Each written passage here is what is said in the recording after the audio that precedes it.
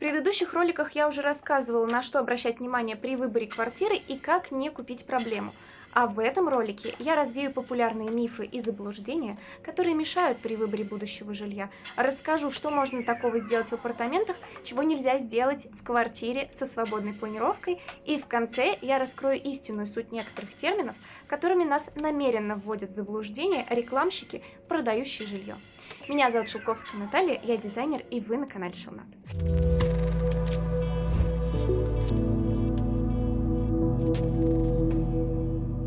Но сначала я хочу озвучить мысль, которая должна проходить красной нитью через все ваши размышления. Каждый раз, когда я приезжаю на встречу с клиентами на их объект, я примеряю на себя жилье, которое они приобрели и над которым мне предстоит работать. Мне интересно понимать людей через их выбор, что было важно для них при покупке этой недвижимости, какие они нашли плюсы и какие они нашли минусы в своем выборе. И вот знаете, что я поняла, пока я ездила к заказчикам и пока сама находилась в состоянии выбора жилья? Не существует идеального жилья. Вот даже искать не нужно, просто расслабьтесь. Я еще не встречала человека, который был бы на 100% счастлив от своей покупки, вне зависимости от стоимости жилья, кстати. Все хотя бы немножко, но обязательно в чем-то досомневаются. И если вы счастливы от места, где вы живете, значит, вероятнее всего, это счастье идет у вас изнутри, а не от внешних обстоятельств. Потому что выбрать жилье и собрать вместе все внешние обстоятельства в идеальную картину просто невозможно. Чтобы было столько площадей, сколько нужно, чтобы было столько комнат, чтобы хватало для всех задач, чтобы это был экологичный и безопасный район, чтобы это был хороший этаж, расположение дома, хороший двор, безбарьерная среда, кстати, о ней чуть-чуть попозже поговорим, чтобы под боком были любимые магазины и места, какие-нибудь досуговые развлекухи, чтобы было удобно добираться до работы, чтобы была близость к инфраструктуре города, к спорту, к парку, к природе, чтобы было парковочное место или какой-нибудь подземный паркинг, чтобы были еще при этом адекватные соседи, чтобы был приятный подъезд или входная группа, чтобы была нормальная УК, которая обслуживает этот дом и не сдирает с жильцов трешку. В общем, все это просто нереально соединить в одном месте. И вот вы видите, сколько много таких факторов может быть. Я помню, что под одним из моих роликов на тему выбора квартиры некоторые писали, а почему я не обозначила его любимый фактор как самый важный. А дело-то в том, что набор этих факторов у каждого человека будет свой, и степень их важности определяется субъективно, поэтому их просто невозможно свести к одному знаменателю, чтобы подходило всем. У меня папа был летчиком, и я помню, что он мне говорил, что бы случилась авиакатастрофа, даже если на первый взгляд кажется, что причина только одна, на самом деле должно сойтись чрезвычайно много случайных факторов, как будто в швейцарском сыре все дырки встали в один ряд. Точно такая же невероятная вероятность должна произойти и с идеальным жильем. Поэтому, если вдруг у вас сошлись все внешние обстоятельства, все дырки в сыре у вас встали в ряд и вы живете в идеальном месте, напишите, пожалуйста, в комментариях, что это и где это, мы хоть порадуемся за вас. А те, кто ищет себе идеальное место и страдает, прямо возьмите и расслабьтесь. Не бывает идеальных квартир, и совершенных домов не бывает, идеальные таунхаусы тоже еще не построены, везде будут свои минусы. Надо покупать то, что больше всего соответствует списку ваших приоритетов, а после покупки успокоиться и больше не оглядываться по сторонам и не страдать. И если вдруг вам кажется, что в ЖК напротив трава зеленее, то знайте, вам просто кажется. Везде свои проблемы. Одних обдирает УК, у вторых уже отваливается фасад, а у третьих под окнами начали строить многоэтажку. Нет идеальных ЖК, даже за очень большие деньги. Вторая идея, которая должна вас расслабить, это вам всегда будет не хватать одной комнаты. Я помню, как мои заказчики с домом 500 квадратных метров мучились, что им не хватает спортивного зала с грушей для сына боксера. Они реконструировали дом 350 квадратных метров, добавили площадей, но вместе с этими площадями у них добавили желание.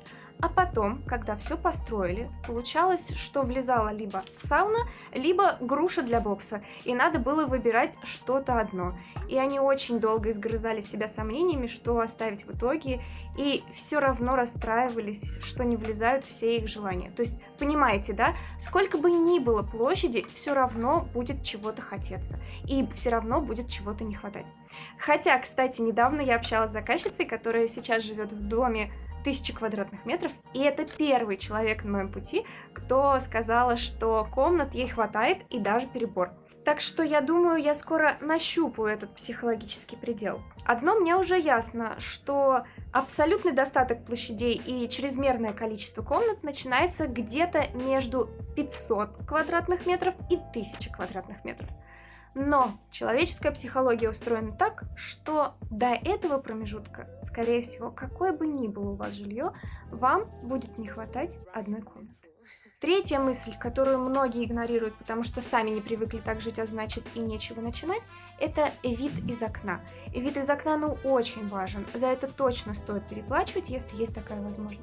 Потому что в квартире, окна которые упираются в соседний дом, не хочется находиться, а хочется побыстрее оттуда сбежать или закрыться шторами и не открывать их никогда. А в квартире, откуда открывается красивый вид, ваш быт и ваша ежедневная рутина будут прерываться красивыми закатами и мгновениями тишины, помогающими подняться над суетой.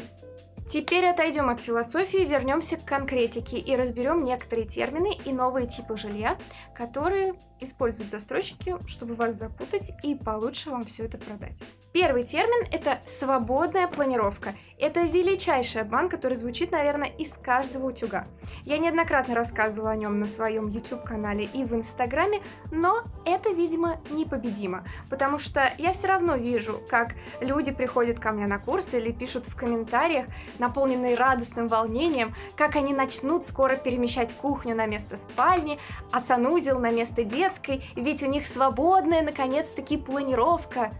На самом деле, особенность свободы в плане перепланировки вам не добавляет.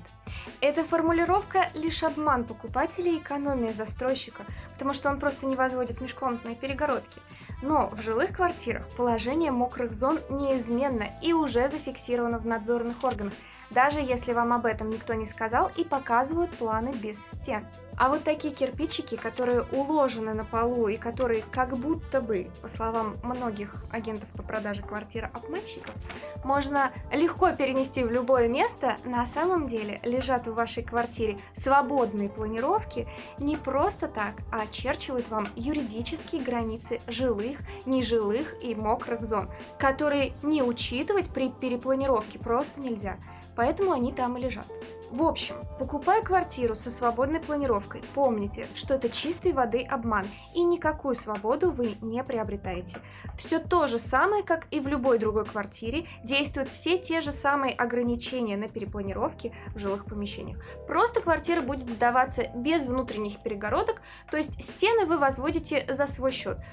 Либо застройщик сэкономил вам, допустим, 30 тысяч на демонтаже, если вы планировали делать перепланировку. С апартаментами уже другая история. Покупая апартаменты, вы действительно можете сделать в этом пространстве любую планировку и двигать мокрые зоны, как вам вздумается, потому что апартаменты имеют статус нежилого помещения, а следовательно, на них не действуют ограничения жилых помещений. То есть там можно сделать не только квартиру, но и, к примеру, устроить офис. История про ванну у окна в спальне – это как раз история про апартаменты. Единственное, чем вы ограничены при перепланировке в апартаментах, это возможностью подведения коммуникаций. Но так как помещение нежилое, то и прописаться в апартаментах нельзя. И, кстати, коммуналка на такое помещение будет выше. Евроквартиры. Часто застройщики пишут, что они продают евроквартиры, что также может вводить в заблуждение. Ведь евроквартира – это квартира с совмещенной кухней-гостиной и с одной или двумя изолированными спальнями. Отсюда название евро-однушка, евро-двушка и так далее. На деле же застройщики чаще всего называют этим термином просто однушки с большой кухней, в которую можно впихнуть диван. Четвертый термин. В Москве и в ряде других крупных городов наконец-таки появились застройщики, которые продают дома, сооружая вокруг безбарьерную среду. Запомните этот термин, он очень хороший. То есть, выходя из своей квартиры и доходя до двора, вы не встречаете ни одной ступеньки. И это особенно должно порадовать маломобильных граждан. А это инвалиды, пожилые люди, малыши, дошкольники, беременные и мамочки с колясками. И если вы вдруг не относитесь к категории маломобильных граждан, то просто поверьте, выходить из квартиры и доходить до машины, не встречая на пути ни одной ступеньки, уже само по себе чрезвычайно приятно.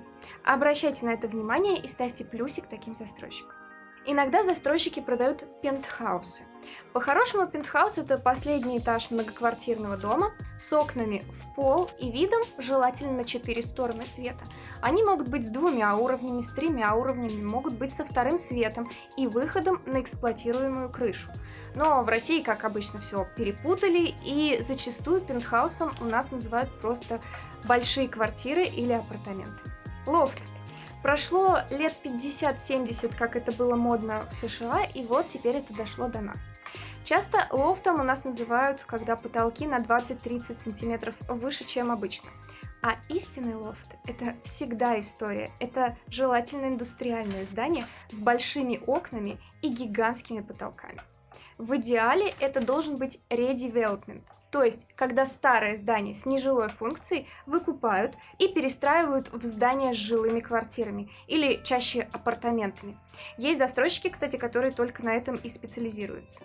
И запомните, для 2 полноценных уровней нужен потолок минимум 5 метров. С 4-метровыми потолками сделать полноценные 2 уровня не получится. Будет очень неудобно. High flat. Это знаете, что такое? Это квартиры с потолком 2,8-3,3 метра. В общем, это как сталинки, только high-flat. Таунхаус – это когда загородные коттеджные домики бочком прилеплены друг к другу, почти как в Европе. Рынок таунхаусов сейчас, кстати, хорошо растет и есть из чего выбрать, но они не лишены своих минусов. Есть еще такой термин, как клубный дом. И это, по-хорошему, элитный малоквартирный дом по индивидуальному проекту из высокотехнологичных материалов в престижном районе. Такие строят для продажи узкому кругу людей из одного социального класса. За рубежом жильцы клубных домов могут входить в совет, проводить собеседования среди потенциальных покупателей и таким образом выбирают себе соседей. И наоборот, исключать, если кто-то ведет себя недостойно. Поэтому в каком-то смысле жильцы платят хорошие деньги не столько за сам дом и район, сколько за окружение, соседей. Оттого и такое название, как в закрытом клубе. Но у нас, естественно, застройщики могут называть клубным домом обычные дома, которые оформлены чуть лучше, чем дома среднего класса, чтобы это звучало красивее и цену можно было немножко поднять. Кстати, поэтому иногда некоторые застройщики настоящих клубных домов вынуждены прибавлять к своему названию дополнительные усиления типа элитный, премиальный и так далее. В некоторых районах уже строят дома с душевыми для собак в подъездах, со сливом в полу и консьерж-сервисом при входе, а во входных группах стоят диваны и столики, за которыми не стыдно даже, в общем-то, и встречу назначить. В общем, потихоньку западные тенденции приходят и на российский рынок, что меня безумно радует. Кстати, такое понятие, как класс жилья, за последние годы было окончательно девальвировано, а помимо привычных эконом, комфорт и бизнес существуют еще стандарт, премиум, элит и прочее. Зачастую все эти термины ничего не значат, границы между ними размыты или вовсе несущественны, а застройщик попросту выбирает жилью ту приставку, с которой ему удобнее продавать. Просто не обращайте на эти рекламные спецэффекты никакого внимания. Лучше отбросить классовые вопросы и проверять в первую очередь фактическое состояние объекта, репутацию застройщика, чистоту документов и внимательно читать договор. Хотите дополнить этот список? Пишите в комментариях, ставьте лайк и подписывайтесь на канал и на мой инстаграм, если еще этого не сделали. Все ссылки в описании. Всем дизайн!